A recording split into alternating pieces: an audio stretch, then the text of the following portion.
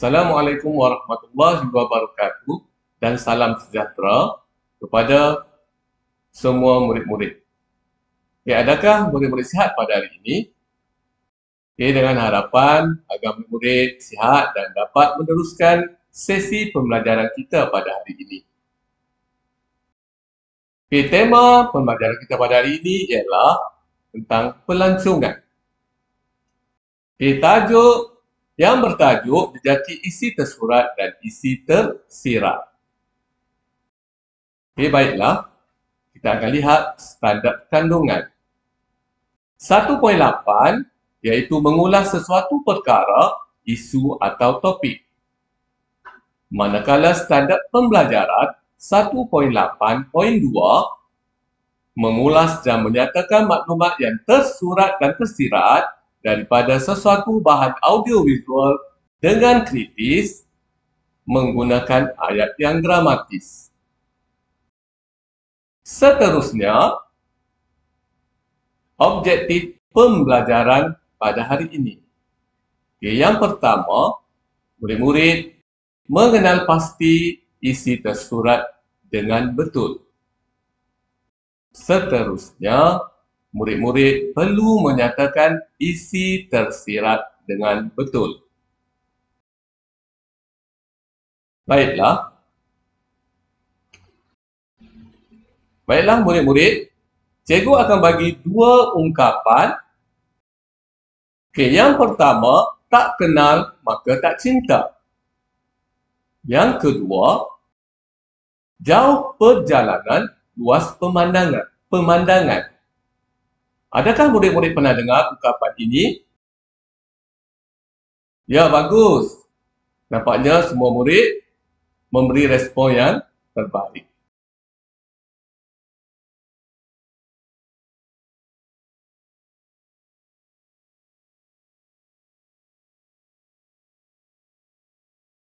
Seterusnya,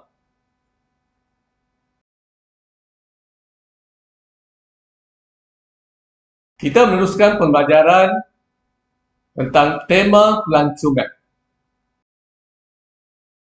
Pelancongan ialah aktiviti melancong ke tempat-tempat menarik sama ada dalam atau luar negara. Adakah murid-murid pernah pergi melancong?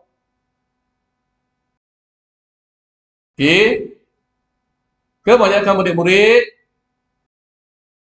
memberi respon yang baik. Dan dapat menyatakan banyak tempat yang mereka lawati. Seterusnya, kita tengok tema pelancongan menekankan yang pertama, jenis-jenis pelancongan. Iaitu pelancongan alam semula jadi, pelancongan budaya, pelancongan sejarah, pelancongan gastronomi, pelancongan desa, dan pelancongan sukan. Adakah murid-murid pernah dengar?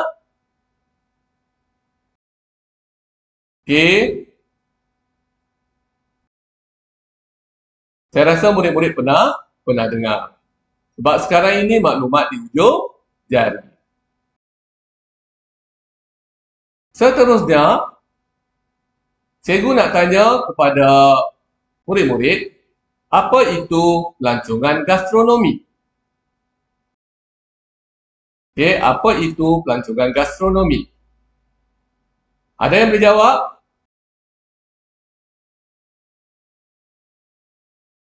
Okey, bagus respon daripada murid-murid. Pelancongan gastronomi merujuk kepada aktiviti pelancongan yang berfokuskan kepada pengalaman makanan dan minuman, tempatan bagi sebuah destinasi.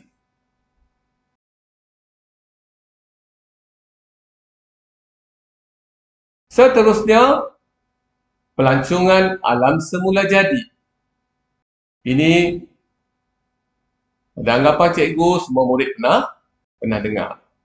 Pelancongan alam semula jadi maksudnya Pelancongan yang melibatkan di kawasan semula jadi seperti gunung, tasik, hutan, laut dan sebagainya.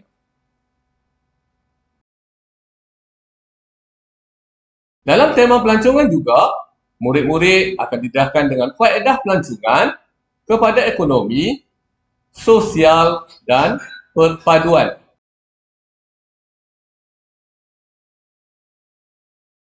Masyarakat juga berperanan untuk memajukan sektor pelancongan.